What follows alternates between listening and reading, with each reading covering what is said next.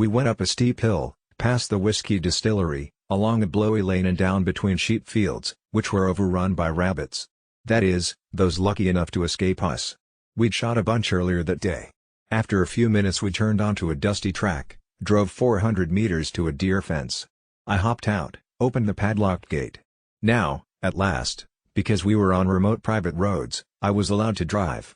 I jumped behind the wheel, hit the accelerator, put into practice all those driving lessons from Pa through the years, often seated on his lap. I steered us through the purple heather into the deepest folds of that immense Scottish moorland. Ahead, like an old friend, stood Loch Nagar, splotchy with snow. We came to the last wooden bridge, the tires making that soothing lullaby I always associated with Scotland. Didong, didong, didong, didong. Just below us, a burn seethed after recent heavy rain up top. The air was thick with midges. Through the trees, in the last moments of daylight, we could faintly make out huge stags peering at us. Now we arrived in a great clearing, an old stone hunting lodge to the right, the cold stream running down to the river through the wood on our left, and there she was. Inknababart. We ran inside the lodge. The warm kitchen. The old fireplace. I fell onto the fender, with its worn red cushion, and inhaled the smell of that huge pyramid of silver birch firewood stacked beside it. If there's a smell more intoxicating or inviting than silver birch, I don't know what it could be. Grandpa, who'd set off half an hour before us, was already tending his grill at the back of the lodge.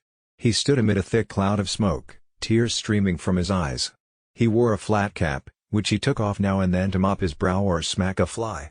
As the fillets of venison sizzled he turned them with a huge pair of tongs, then put on a loop of Cumberland sausages. Normally I'd beg him to make a pot of his specialty, spaghetti bolognese. This night, for some reason, I didn't. Granny's specialty was the salad dressing. She'd whisked a large batch. Then she lit the candles down the long table and we all sat on wooden chairs with creaky straw seats. Often we had a guest for these dinners, some famous or eminent personage. Many times I'd discuss the temperature of the meat or the coolness of the evening with a prime minister or bishop. But tonight it was just family. My great-grandmother arrived. I jumped up, offered her my hand. I always offered her my hand, Pa had drummed it into me, but that night I could see Gongon really needed the extra help. She just celebrated her 101st birthday and was looking frail. Still natty, however.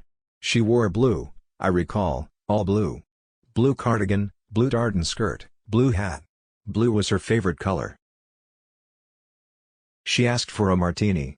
Moments later, someone handed her an ice-cold tumbler filled with gin. I watched her take a sip, expertly avoiding the lemon floating along the top, and on an impulse I decided to join her. I'd never had a cocktail in front of my family, so this would be an event. A bit of rebellion.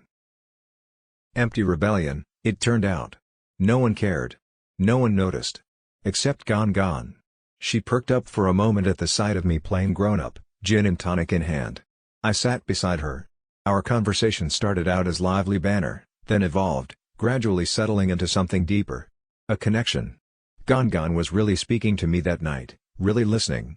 I couldn't quite believe it. I wondered why. Was it the gin? Was it the 4 inches I'd grown since last summer? At 6 foot I was now one of the tallest members of the family. Combined with Gongon's shrinkage, I towered over her. I wish I could recall specifically what we talked about. I wish I'd asked more questions, and jotted down her answers. She'd been the war queen. She'd lived at Buckingham Palace while Hitler's bombs rained from the skies. 9 direct hits on the palace. She dined with Churchill, wartime Churchill. She'd once possessed a Churchillian eloquence of her own. She was famous for saying that, no matter how bad things got, she'd never, ever leave England, and people loved her for it. I loved her for it. I loved my country, and the idea of declaring you'd never leave struck me as wonderful. She was, of course, infamous for saying other things. She came from a different era, enjoyed being queen in a way that looked unseemly to some. I saw none of that. She was my Gongon. She was born 3 years before the airplane was invented yet still played the bongo drums on her 100th birthday.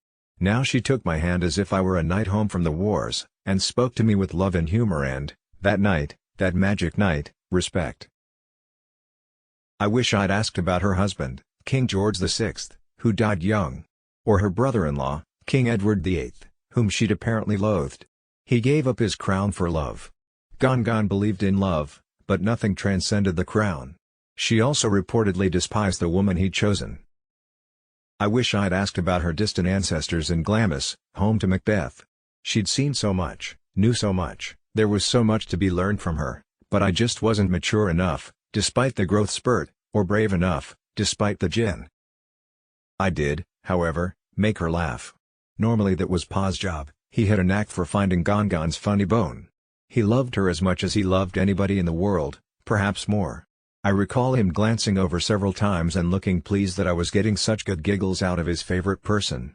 At one point I told Gongon about Ali G, the character played by Sacha Baron Cohen.